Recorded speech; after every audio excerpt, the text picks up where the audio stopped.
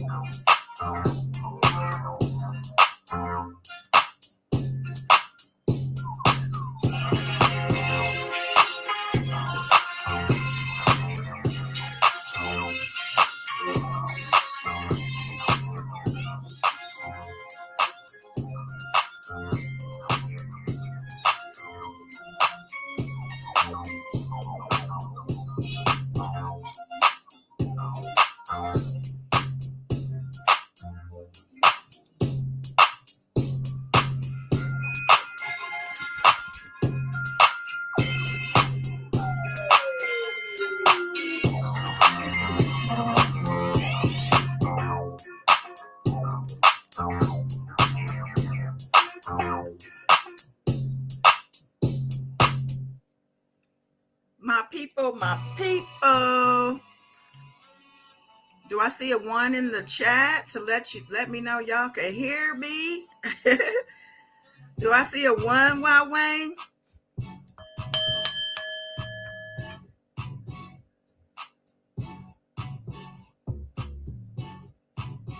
Yeah, baby.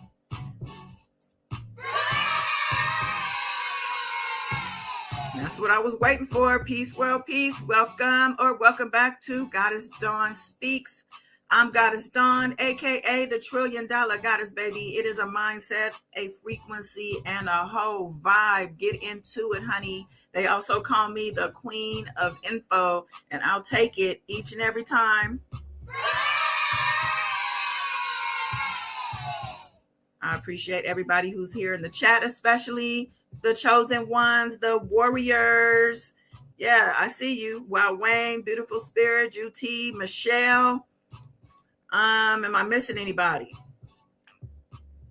Let me see. Yeah, I think that covers it for now.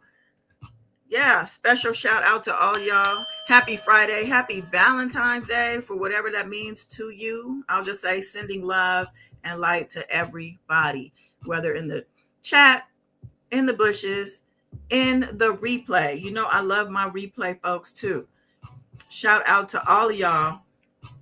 Okay, so we're going to get into a couple topics. It's Friday. We're going to keep it light. We're going to keep it cute, honey. Okay. But as you can see on the thumbnail, I want to talk about 50 Cent. Did he have to do with the fact that Big Meech's concert was canceled, child?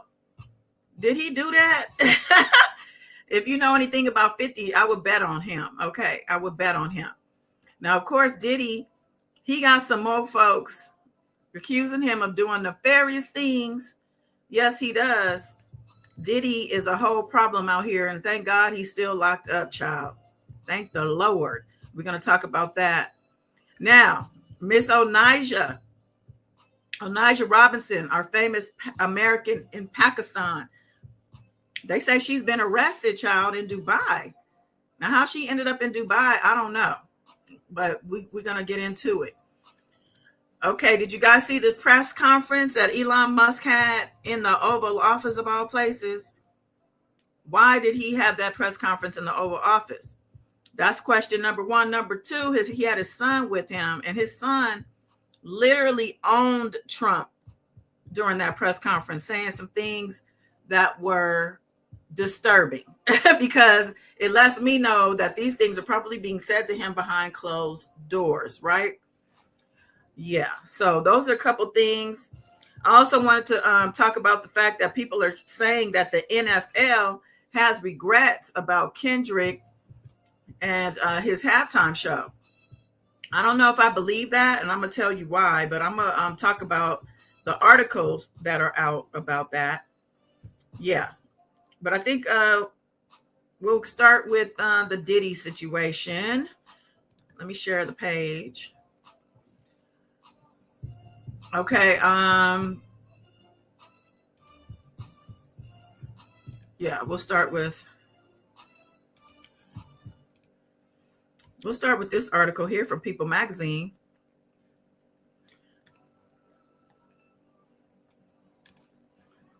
Woman claims Diddy said these chilling words before giving her a drink. He then allegedly sexually assaulted her in a complaint. They say the rap mogul is facing down more than 24 civil lawsuits accusing him of assault and misconduct, child. Sean Diddy Combs is accused in a new lawsuit of uttering threatening words before giving a woman a drink at a Los Angeles club in 2016. Soon after, she claims he sexually assaulted her.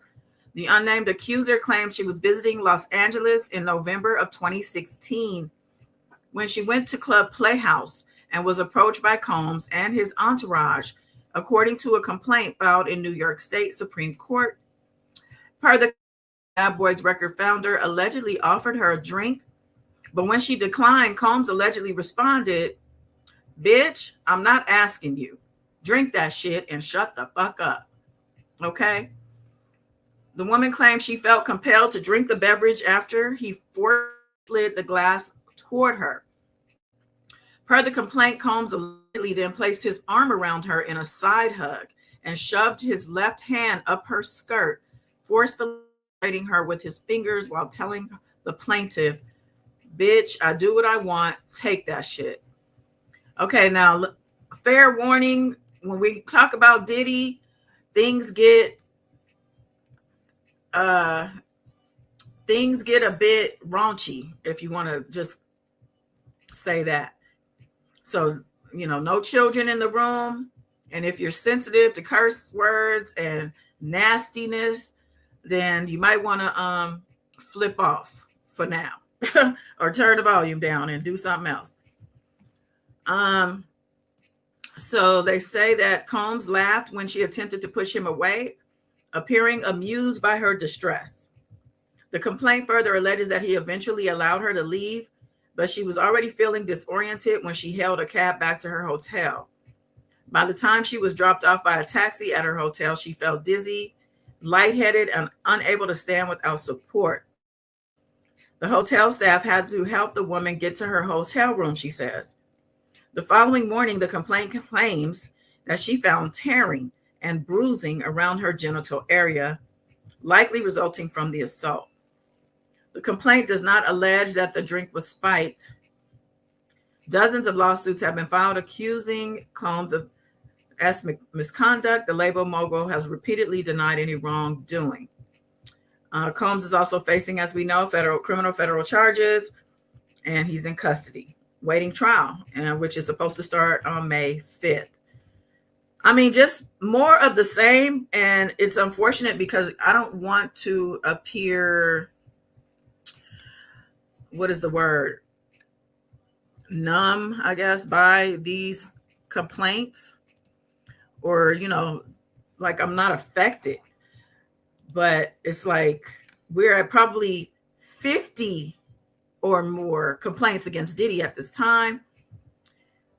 And yeah, Juti said that motherfucker's guilty. Oh yeah, that's the song, right? I haven't found it, Michelle. I haven't actually, to be honest, I haven't looked for it. Because I know it's in my computer somewhere though, because I had it saved in my StreamYard, but I had to make room for other things. I'm gonna have to really look for that because we need that, right? Yeah, we need that for all these Diddy complaints because he's out of control. Yeah, you out of control, man.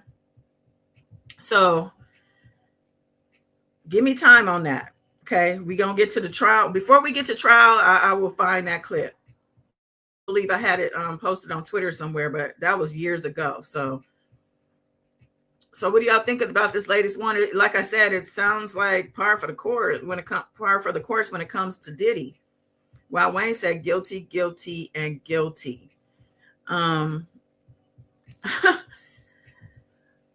Yeah, that's about all I got on that one. What else? There's another article. I think we read this complaint before, but I don't know if this is saying it's officially filed. I think that this is also a Buzbee case, but it says woman claims she desperately tried to text husband her location before Diddy assaulted her for hours. And this is in a lawsuit. And this woman claims that the alleged lawsuit happened following a party in New York City in 1999. A woman is suing Sean Diddy Combs, accusing the mogul of assaulting her after a party in 1999. The plaintiff, who is not named in the complaint, obtained by People, says she was 23 and working as a model and a promotional employee when she attended a key party hosted in New York City. The plaintiff claims she was introduced to Combs, and as the night wore on, the Bad Boy Records founder invited her to stay at his home so she wouldn't have to worry about catching a train. The plaintiff says she told Combs she was married and that in response, he promised there would be no inappropriate conduct. Combs then allegedly took the woman back to his home in a car, according to the complaint. At that point, the plaintiff claims she started feeling extremely drowsy and suspected she had been drugged. Inside the car, the woman saw several pieces of mail and began texting the address on envelopes to her husband in an effort to alert him where she was going, the complaint states. The plaintiff, the driver of the car saw her do this and attempted to move the male out of view. Once at Combs' home, the woman says she was helped inside by the mogul who she claims tried to pressure her into drinking more. The woman alleges that Combs then led her to a bed and began making unwanted physical advances. The woman alleges she told Combs she was married and that she texted her husband the address, but that the defendant groped her and at one point penetrated her with his fingers over the course of about 4 hours. In response to people's inquiries about the woman's complaint, attorneys Combs wrote, "No matter how many lawsuits are filed, especially by individuals who refuse to put their own names behind their claims, it won't change the fact that Mr. Combs has never as assaulted or as trafficked anyone." Of course, we have the same copy and paste, man or woman, adult or minor response. He said, they also say we live in a world where anyone can file a lawsuit for any reason. Fortunately, a fair and impartial judicial process exists to find the truth, and Mr. Combs is confident he will prevail in court. So, oh my goodness. I mean, now Buzbee did let us know that he was going to hurry up and rush these claims. He was running out of time, I think is what he was saying. Hey, beautiful spirit, you're going to help me look for it? Thank you. Michelle said nothing surprises her anymore. Happy Valentine's Day and happy birthday, beautiful spirits. Also, beautiful spirit's birthday. Does it surprise you she was born on Valentine's Day? Yeah, a bundle of love, this one. Hopefully you're having an amazing day and you will have an amazing weekend and whole 2025, okay, and beyond. All right. I did want to bring up Buzbee. Buzbee had a post that he made.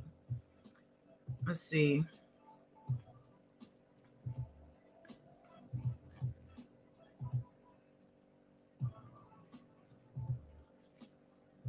Here we go. So he posted this 5 hours ago. He says, "Today I'm working from my Dallas office. This has been an extremely busy week at the Buzbee law firm.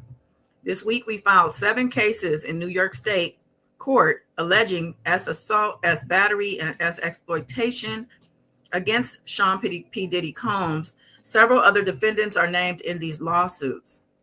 The cases filed this week are being brought for conduct that allegedly occurred as far back as the year 1999 and as recent as 2022. The egregious conduct alleged in these filings occurred in Los Angeles, Miami, and New York City. 3 of the plaintiffs are male and 4 of the plaintiffs are female. One of the victims was only 15 at the time of the alleged exploitation and has been our practice. We will let the allegations in these filed complaints speak for themselves, and we will work to see that justice is done in court. As we approach an important deadline, we expect to be filing additional cases naming Mr. Combs and others as defendants as we continue to gather evidence and prepare formal filings. At our firm, we have a large team working on these important matters. We continue to field many calls daily from alleged victims and potential witnesses. We have been assisted in this regard by colleagues in both New York and LA. If you believe you were victimized or you have pertinent evidence, we encourage you to reach out. We will proudly continue to lead this effort and are proud of those who have had the courage to speak out and make their voices heard. Okay. Now, I don't know why Megan Cuniff replied. She's the reporter, the court reporter that people call, what do they have a name for her? But she said, "Why did you dismiss the lawsuit against Jay-Z?" He didn't dismiss the lawsuit. Let me see what the responses are. "Oh, I think we know why." And somebody said, "Keep thinking you look smarter than this comment." Okay, I'm going to have to reply to her because she should know better. Okay, I'm going to say, "I'm surprised you are asking this question. Did you read the filing? The dismissal was only against bad Boy Records. The Shines, I'll say. I'm just going to post that child. Okay, so, I got to do my due diligence too. This is what I do. Any comments over here? Oh, you found it, UT? Where'd you find it? Oh my gosh. You going to email it to me? Please send it to me. I appreciate y'all. Love you too, beautiful spirit. Yeah, happy birthday. Thank you for the bells, Wayne. Okay, so, wow. I guess it wasn't that much work, huh? I appreciate you doing that. Okay, thank you. Okay, let's move on. Speaking of Jay-Z, he's been listed in the names of artists who are being named or who are heading, to the Grammy Hall of Fame. Jay-Z, Luther Vandross, Emmylou Harris albums headed to Grammy Hall of Fame. Works by Cat Stevens, Linda Martell, and Santana also made the cut. And somebody named Big Star also. Shout out to Luther. I mean, Luther Vandross, when I saw that documentary, mind you, I was a huge fan. I have always been a huge fan. I think I was a kid when he was popping, but I always loved his music. I was a dancer child in my day. Now, I did not know that he signed with Clive Davis toward the end of his career, and that he actually had to fight for one of his biggest hits at the end of his career, the one about his dad. I think I mentioned this previously, but I just can't get over the fact that he was sick post the release of that song, and I think he had a stroke, and he eventually passed on, and they said he wasn't even alive to see the accolades that the song ended up receiving. And I just have to look at Clive Davis with a side eye, because why is everybody under his regime passing away? And he then ends up owning the masters and all the revenue from the music, I'm thinking. And now he's headed to the Grammy Hall of Fame, which is great for his name and his legacy. But it's a question that I have, So it says the Recording Academy will induct 8 albums and 5 singles in the Grammy Hall of Fame this year. The albums include Jay-Z's Reasonable Doubt, which is, if you don't know, his very first album release. I'm not sure. I thought it was a mixtape, but it's his very first album, I guess. And Luther Vandross' Never Too Much, which is also Luther Vandross' first solo release. Never Too Much. Never Too Much. I love that song. Emmylou Harris's Wrecking Ball and Cat Stevens' Tea for the Tillerman. They will also induct Big Star's #1 record, J.D. Crowe, and the New South's J.D. Crowe and the New South. Santana's Supernatural. Shout out to Santana too. And Fela Kuti and Africa's 70s Zombie, alongside singles Linda Martell's Color Him Father, Gloria Estefan, and Miami Sound Machine's Conga. Come on, baby. I remember that too. And Clara Ward's How I Got Over, Eddie Floyd's Knock on Wood, and Geeshie Wiley's Last Kind Words Blues. They said it's a privilege to recognize these electric recordings as the 2025 Grammy Hall of Fame inductees. This is from Harvey Mason Jr., CEO of the Recording Academy. Music has the unique power to shape culture and mark moments in time. Each inducted recording reflects that spirit, and we're excited to celebrate these impactful words, ensuring their legacies continue to inspire generations to come. And why is the Luther instrumental Kendrick's on? Love it. If this world were mine. Oh, if this world were mine. My bad. If this world were mine. Luther. Okay. Hey, Ray. Yes. Happy Friday. Happy Valentine's Day.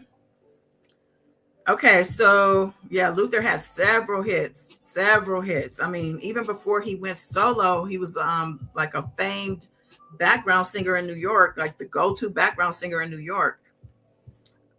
Okay, you sent it. Okay, let me see if I can download that.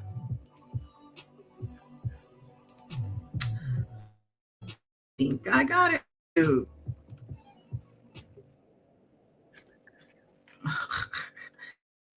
Is this my YouTube? It's probably on my page too. Actually, I should have just checked my YouTube page. Okay, we'll go to that before I end the live for sure.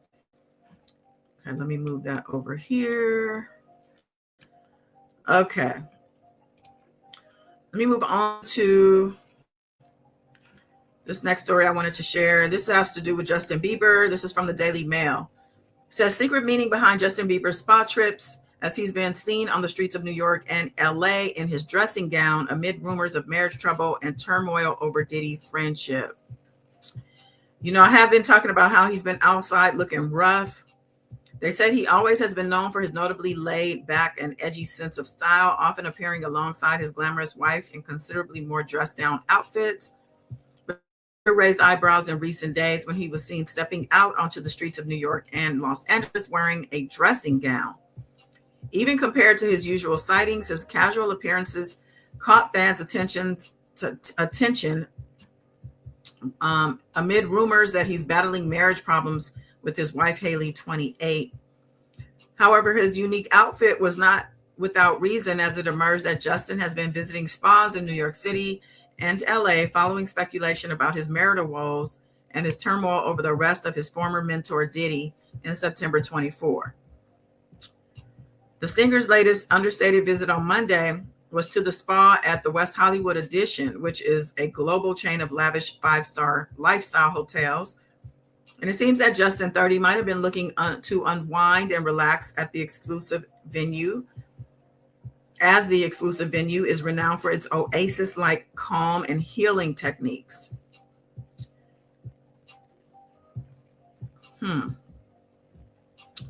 Okay, so they have him here in his robe. These people are all invasive, child. According to the website, the spa is the first luxury destination in Los Angeles to weave together wellness, mindfulness, and beauty from within. So this is like a big ad for, honestly. But let's hear what they do. Among its long list of services, the sanctuary offers sound and light treatments, self-guided meditations, and recovery therapies, which aim to restore the mind and body. With no online booking available, the extensive list of treatments are only available through reservations made in person or over the phone with the hotel. The spa also places a huge focus on health and nutrition and has been awarded the prestigious 5-star rating by the Forbes Travel Guide. This recognition celebrates our oasis-like calm and signature blend of cutting-edge treatments that are always the forefront of wellness and proven healing techniques.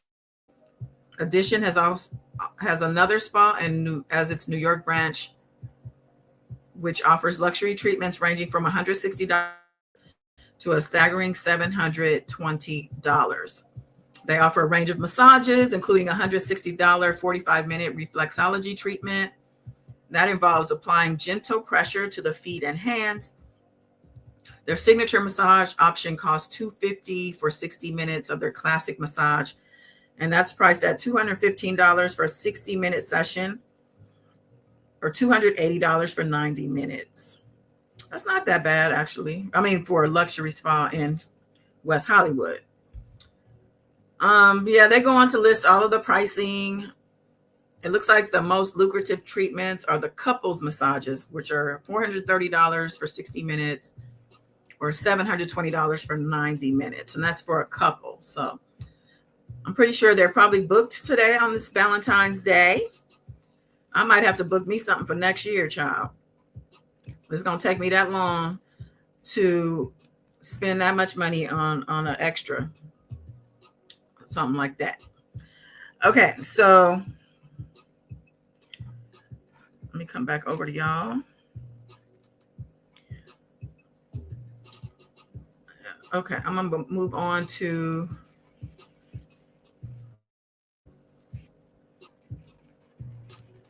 We already did that R. Kelly story. Now I want to talk about how, okay, so we know that the Super Bowl, people are still talking about this Super Bowl, child. And it seems that there's stories going around about how the NFL is expressing regrets. Now, I am side-eyeing these stories big time because I don't believe that these are accurate stories. Now, it was reported when this was months before the Super Bowl that they did send a sorry, no thanks letter to Lil Wayne because I guess there was a lot of backlash over hometown people because Lil Wayne was not performing. So they had to kind of express something to him because apparently they have a relationship with him. I think he has a sports agency and he is very present with some of their events and things like that. So they don't want to burn bridges. So there was a letter sent to him, but nobody really said what the letter said. It wasn't shown. There's really no proof of it, but I think it was reported by some NFL staffers. But now it's being reported that the NFL is expressing regrets over their choice of the halftime show, which I doubt very much because it broke every record that exists. And that's all they care about. Now, as far as the complaints go, the people who were stands and mostly like VIP boxes and things like that, they weren't really the target audience of that performance. If you see any POV videos from even from the stadium, you see a lot of people engaged. You see a lot of people, especially the people at home, the people at parties, going dumb over that Super Bowl show. And like I said, even to this day, it's still being celebrated. It's still being dissected. It's still like, it's a big deal. Even with Drake today dropping an album with P&D, Party Next Door, it's still not making as much noise. It's not moving any needles as far as I can tell. Now Drake, let him tell it. He dropped us some disses within one of the songs I think that they are promoting right now. And that's just Drake. He's petty as hell, and he's still he's doubling down on where he stands in this beef instead of just taking that L. I do believe these stories were planted as well, because you got to understand, people within the NFL probably didn't like it either. People who didn't have to do anything about it before he became the headliner. Mind you, Jay-Z was supposedly given reign over who performs for halftime, him and Rock Nation. And this was in a backdoor deal with the NFL because the NFL wanted help with quieting down all the people who were championing Colin Kaepernick, who bent that knee and ended up losing it over his principles. And not just for him, for us. But people, and at a point it was kind of like, well, dang, are we going to have to boycott the NFL? And they weren't going to have that now, especially with most of their star players being black. Can't be having people drop out like that. So they hired Jay-Z, and Jay-Z since then has been putting these halftime performances on. We had Rihanna, Usher, Dr. Dre, and within that Dr. Dre set, we had a lot of other black artists, including Kendrick. So the question is, what are they going to do next year? Regardless, this, I don't know. This article, it's a couple different articles, and some of them have different details. So like this one is from The Sun. And I question The Sun because The Sun is kind of like a tabloid sometimes to me. But it says the NFL is feeling regret for picking Kendrick Lamar over Lil Wayne for the 2025 Super Bowl halftime show. Sources have exclusively told U.S. Sun. And of course, these sources are unnamed. And I don't believe that they feel regret over picking Lamar over Lil Wayne. If they have ever seen Lil Wayne perform, even especially most recently, they would know that he would not have been the best pick. I doubt that he would have been able to carry a 13-minute show. He definitely wouldn't have been able to headline it the way Kendrick did. He would have had to bring in a slew of other artists. And I bet you if he did, Drake would have been one of them. Drake wouldn't have been in Australia. So I questioned it from the start. They say insiders have said that league officials feel they made a mistake after early. They say for the monumental performance in his hometown of New Orleans. When they say earlier, they mean back in September. And it wasn't necessarily an apology like, we're sorry we should have picked you. It's more so we're sorry we didn't, but, you never know for the future. But we're in a different direction. It's like a thanks, but no thanks. It's like one of those rejection letters you get from, I don't know, a job interview or,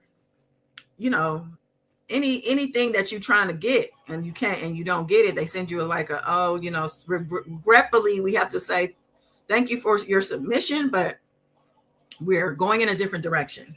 Okay. I have to send those out all the time.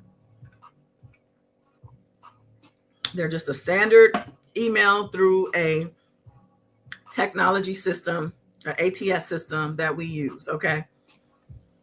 But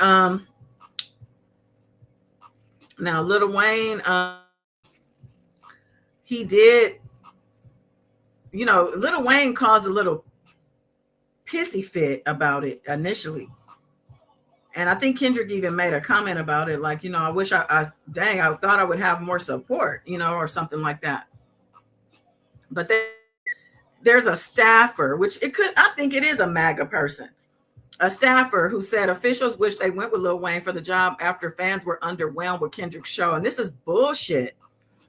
They say a mistake was made and we regret the choice that was made. And he tells the Sun. Now, this is not an official NFL announcement. Do you think the NFL is going to say something like this? First of all, they're not going to go around Jay-Z with making this type of announcement because Jay-Z was over this selection.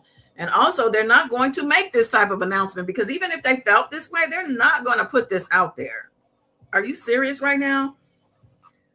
I have half a mind to try to get an official statement from the NFL myself and ask them if they stand by this article. It says Lil Wayne should have been the first option. He is from New Orleans, and we know that was a clear motivation for him and his side to do a unique show in his town. The NFL insider said, from now on, the organization would like to have artists that have some more connection to the place, the city, the state where the game will be played. So after 50 years, all of a sudden they want to change the way they do business now. It says Lil Wayne was the obvious choice, and the choice made wasn't the best one at all. They lamented the decision would have taken a couple of minutes to finalize, and Lil Wayne would have been thrilled to do the halftime show in his hometown. We regret not pushing for him as much as we should have. And whoever that is, I'm pretty sure could not have pushed for him because it's not your decision. It says a second NFL insider echoed the regrettable decision. They say, New Orleans is the city of Lil Wayne. This sounds so suspicious to me. Like, are you kidding me? And then you got Stephen A. Smith. Now, Stephen A. Smith himself was mad about it. And now, he's an NFL commentator, and I believe he might be the source. Or if he wasn't the source, he solicited the people who agreed with him because he has connections in the NFL. I wouldn't be surprised. So now they're saying he did it. He did a lot, and it would have been fantastic to have him do the halftime show and show his love and feel the love from his hometown. The choice was clearly the wrong one, and now the goal is not to make the same mistake from now on. And then they go back to quote what Lil Wayne has said back then. Lil Wayne previously opened up about his disappointment in not being selected for the gig. He said, I blame myself for not being mentally prepared for a letdown and for just automatically mentally putting myself in that position. Because he thought he was a shoo-in. He his ego led him to react the way he did. He said, I thought there was nothing better than that spot, that stage, that platform in my city. So it hurt. It hurt a whole lot.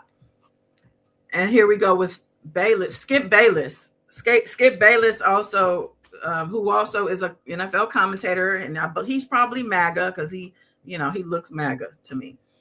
But Bayless, they say, is a friend of Lil Wayne, and he also has connections to the NFL. So he actually might be the one over Stephen A. Smith. But Bayless said he previously said the NFL's decision to skip the Rackers shocked him at first. He said when the news first broke, it hit Wayne hard.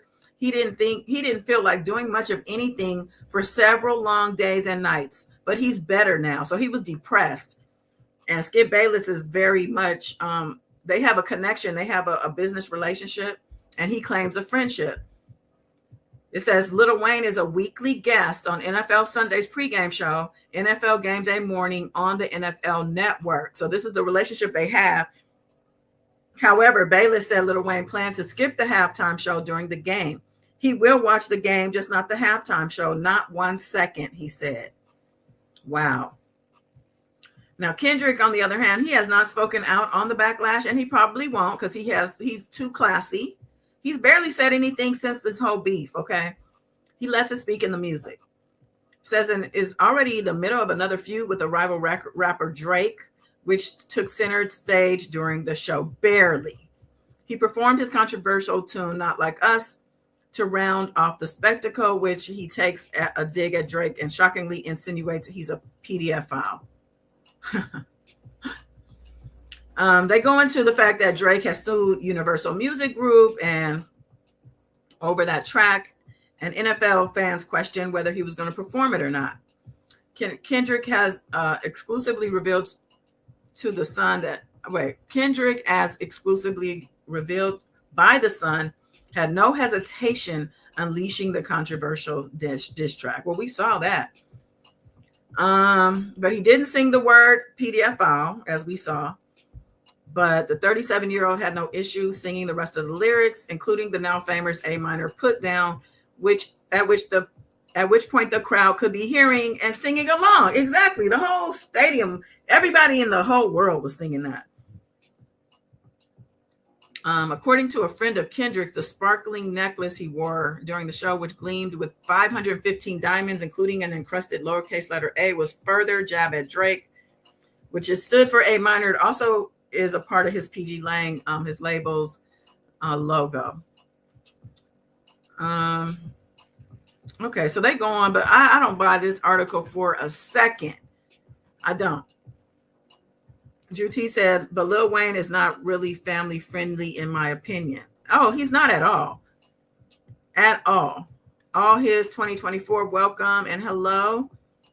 Drake is being a crybaby. I don't believe that either. Probably playing up stories. Yeah, I agree with you. I know we'd be on the same page, child. Lil Wayne, listen, Lil Wayne had his moment. I mean, he's been, everybody wants to say he's the GOAT. He's their number one rapper. He raised a certain era of people. My son, I think, is one of them. I don't know if he thinks of him in that way, but he did. I remember when he was big on Lil Wayne back in like 2008. But come on now, to say that done a better show than Kendrick, that's a no. That is a hell no, actually. There's some people who, let me see if I have some responses to the halftime show here.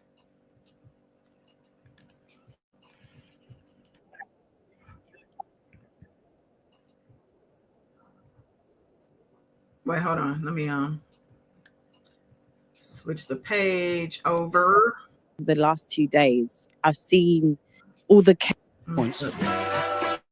Socially as well, you're just on shaking your ass. I just wanted to say that over the last 2 days, I've seen all the Kendrick Lamar Super Bowl breakdowns.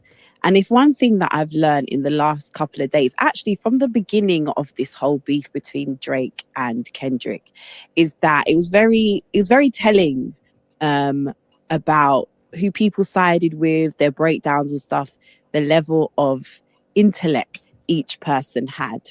And what I'm going to say is, if you have come on the internet and you've kind of fixed your mouth to say, oh, the performance was blah, it was this, or it was that, and especially if you're a Black person, it's confirmed to me that intellectually we're not on the same level. Creatively, we're not on the same level.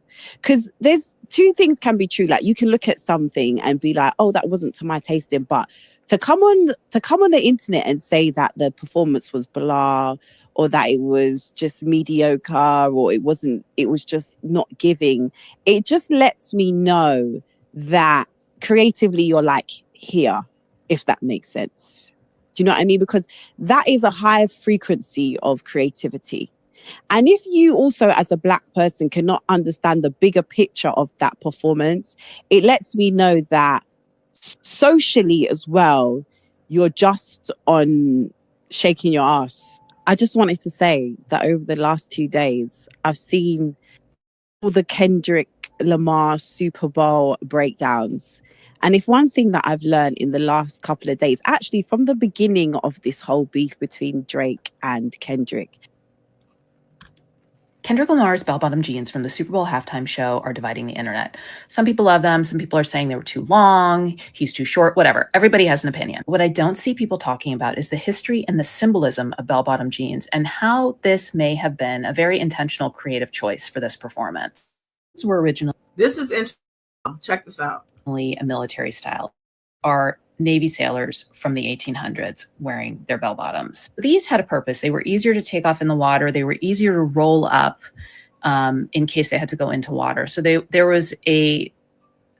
weren't like a fashion choice. These were utilitarian. In the mid-60s, military style became mainstream as a way to protest the Vietnam War. People were wearing bell-bottom jeans in America to express their discontent with politics, with the government, and with the way that society was heading. Bell-bottoms symbolized freedom, self-expression, counterculture, rebellion. This era was marked by activism, the women's rights movement, the civil rights movement, the anti-war movement, the Black Power movement. All of these movements were happening in the 60s. Even though bell-bottoms have fallen in and out of style over the years, they do have this historical association with speaking out against injustice and with activism. This show was a political statement, and Kendrick performed this show in front of the President of the United States. So I think these jeans may have been an intentional part of the creative narrative. In case you're wondering, the brand he wore, Celine.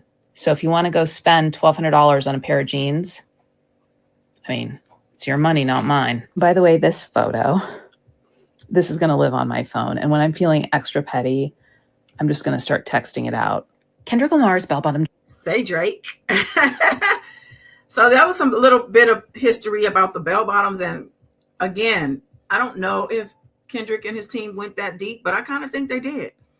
I also wanted to, let's just move on since she talked about Trump being front and center.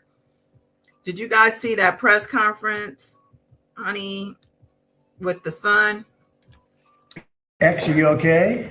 This is X, and he's a great guy, high IQ. He's a high IQ individual. And he's got this, check out this cool chain he's got.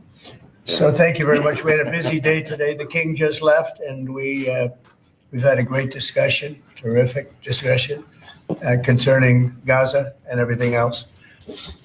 We had discussions also about Saturday at 12 o'clock. It's going to be a big moment. We'll see what happens. I don't expect much happening with these people. X, are you okay? From X are the same, and Now, if you didn't see or hear this before, they say he said, I want you to shush your fucking mouth to the president. Okay. restore democracy. This may seem like, well, aren't we in a democracy? Restore democracy. Then they say, he said, you're not the president and you need to go away. Now, when I saw this, I instantly knew. I'm like, if he did say these things, he heard this said to him behind closed doors. And who you think said it but his daddy? Elon owns Trump, okay? Look at how he's sitting. He's looking away.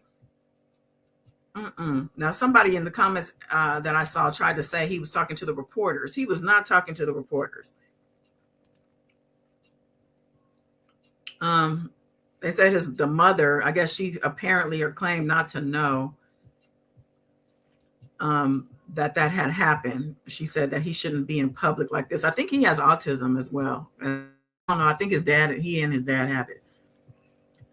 But it gets broken down.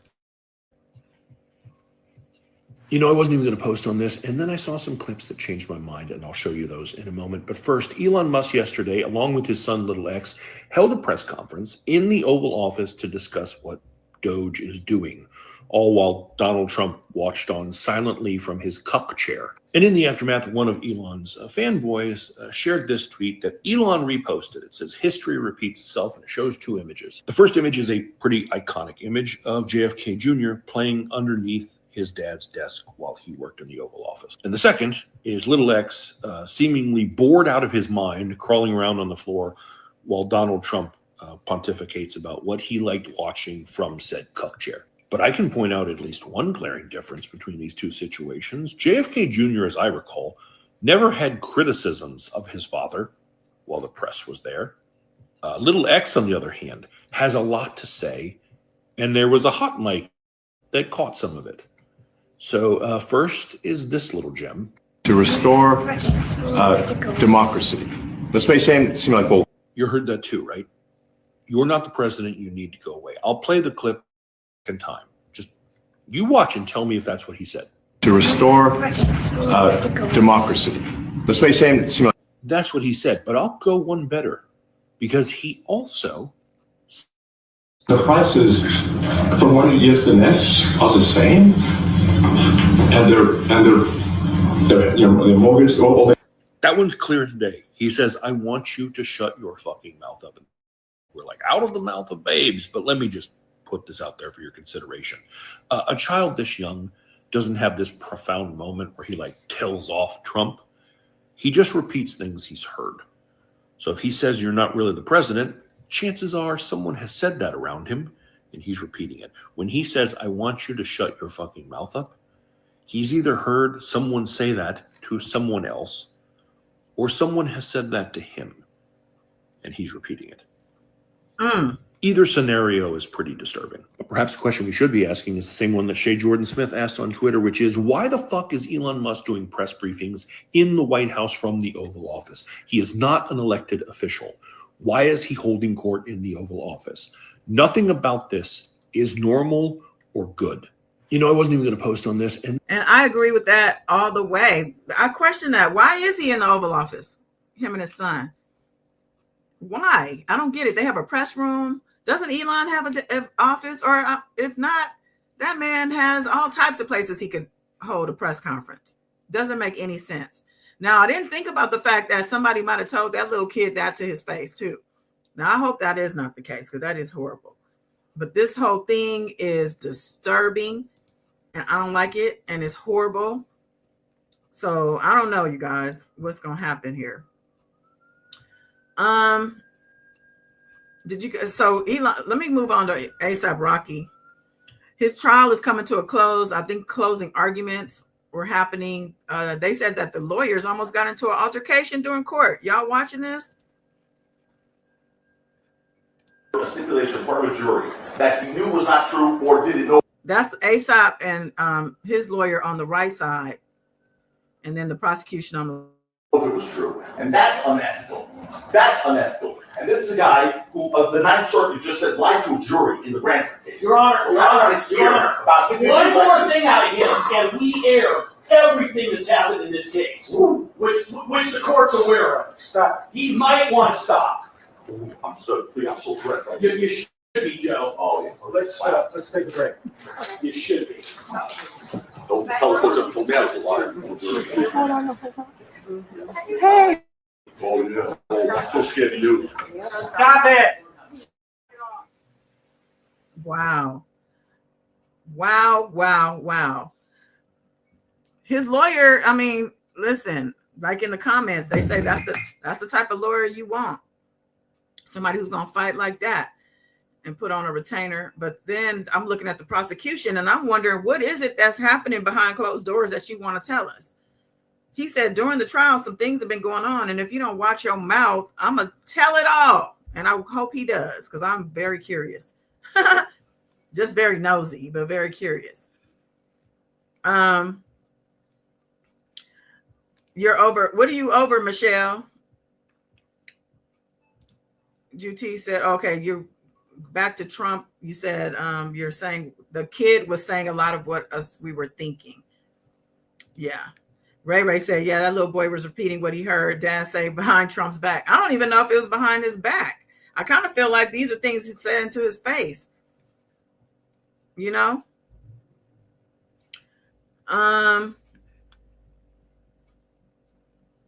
Let's see.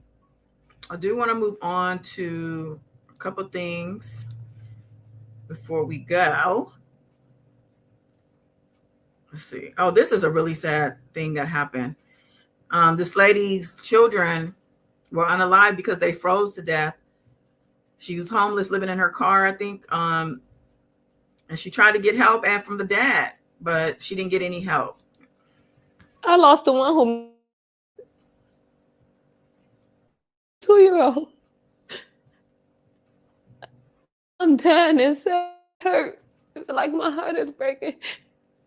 And I have 2 more kids to live for. It's been a long journey for Tatiana Williams with an even tougher battle ahead. She spent the last 3 months living in a van with her children. And I regret having to sleep out there so bad. I tell them I'm sorry, but I tried. I tried to keep hotels. I tried to pay people to stay there. It wasn't working for me. 1 a.m. on Monday morning, they parked at the Hollywood Greektown Casino parking garage in below freezing temps. Overnight, the car ran out of gas, and the next day, her 9-year-old son was not breathing. I tried to give him CPR, and I was just giving him CPR. I just kept saying, Petty, don't leave me. Don't leave me. I lost the one who made me a mother. After a friend helped take him to the hospital, her 2-year-old daughter was also found unresponsive. Both were later pronounced dead from what appears to be hypothermia. She didn't even get to live her life. She didn't get to do nothing. She lost her life because I had to sleep in her car. In a press conference, the mayor and city leaders confirmed that Tatiana did call the city's homeless response team back in November, but nothing ever came of it. At least as far as we've been able to determine so far, the family never called back again for service. And as far as we've been able to tell, our homeless staff never proactively reached out to say, what happened with your situation?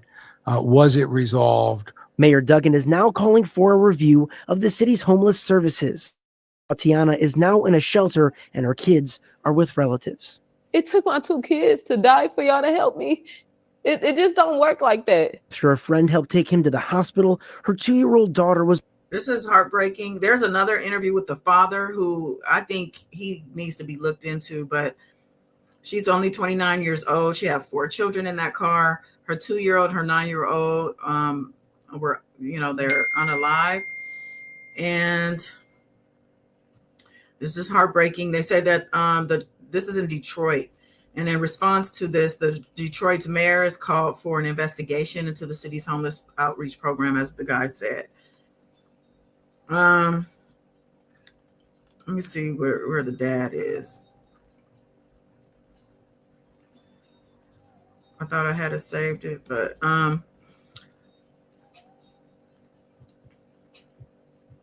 it's just heartbreaking. It might be on my, but the dad basically said she didn't tell me why she wanted me to pick them up. All she said was to come get them. She didn't tell me they were in the car. I didn't know she was homeless. He was lying. It was a very heartless interview that he did. And it's just super sad. There's a lot of other things to talk about, but I guess lastly, I'll just talk about the fact that Big Meech's his party was canceled on the day of. 50 said, I didn't have nothing to do with this. He said, stop calling my phone. I sincerely hope you have a nice day today. Happy Valentine's Day. I'm stronger than you think I am. But everybody, of course, blamed 50.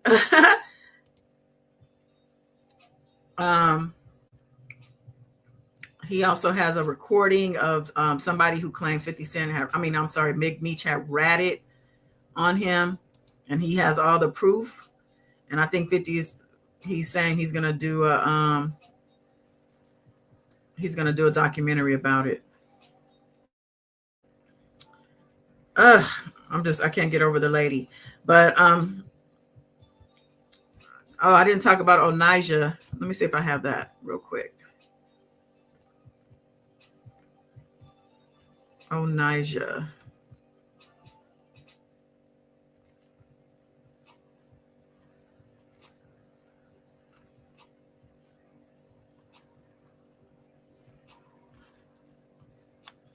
I don't know if I have that either. I have another page that's not on this laptop. I probably found it on there. But let me put her picture up. So Onijah Robinson, who is the lady who was going viral because she was in Pakistan and she said she was not leaving Pakistan. That was her new home and she was trying to run that place. The media was obsessed with her, following her around, and she was saying all her little quirky lines. Give me $20,000 in my hand and I need this, I need. Anyways, apparently they were sending her back to New York because her little visa expired that they had given her. But instead of staying on the plane to go to New York, she got off in Dubai, is what they said, and didn't leave. But they had her in the streets of Dubai cutting up, threatening some man she was going to burn him with her cigarette and all that. Now, Dubai don't play those type of games. And the word is that she was actually arrested in Dubai. Nobody, the lady who was saying it didn't have details, she said, but she did say, she did, so what? Hold on. She did say that it was most probable that she was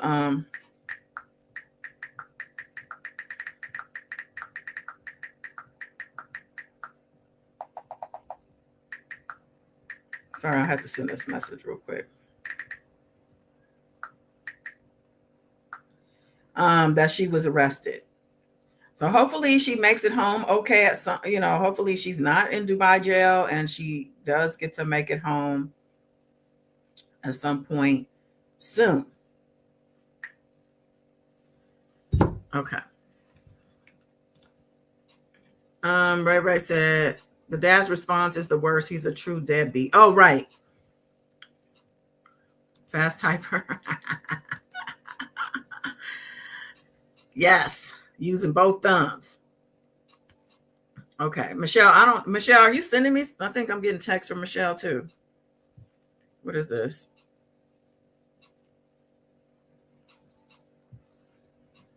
Okay. Okay, Mom. All right, so yeah, the dad's response was unbelievable. Where's my TikTok? I know I saved that.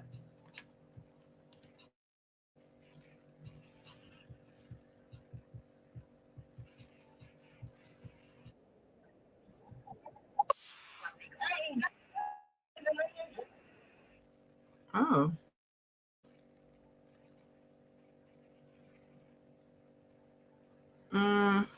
Let's see.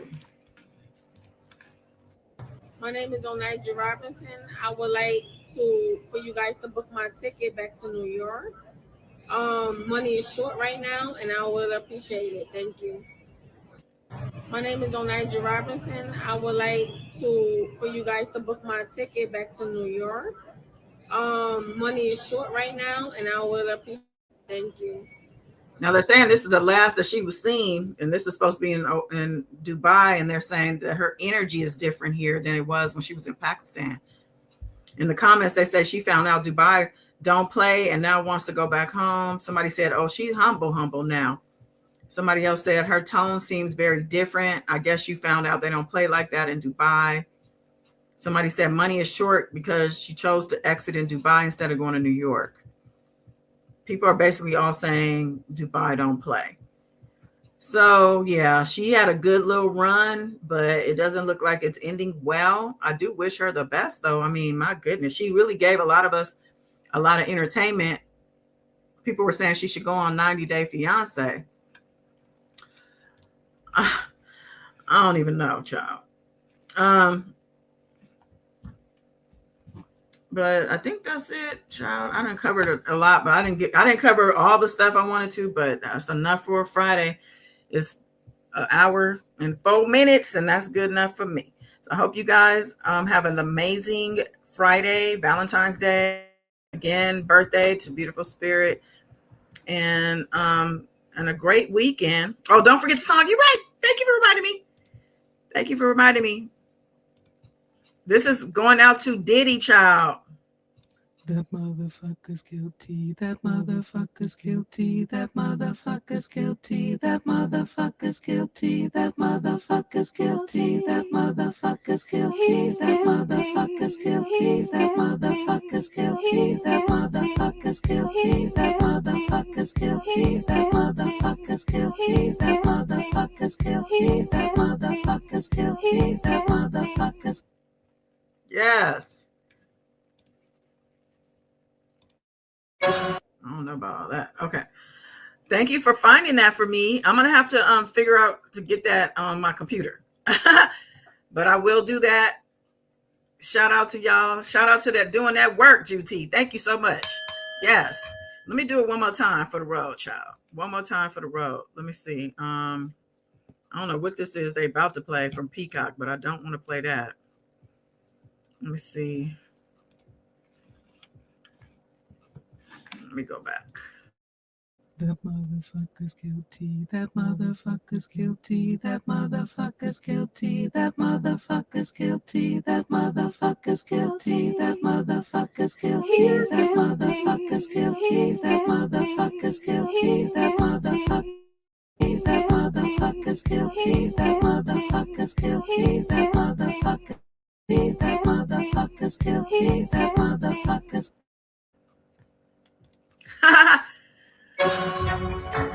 All right, y'all. Till next time. Bye.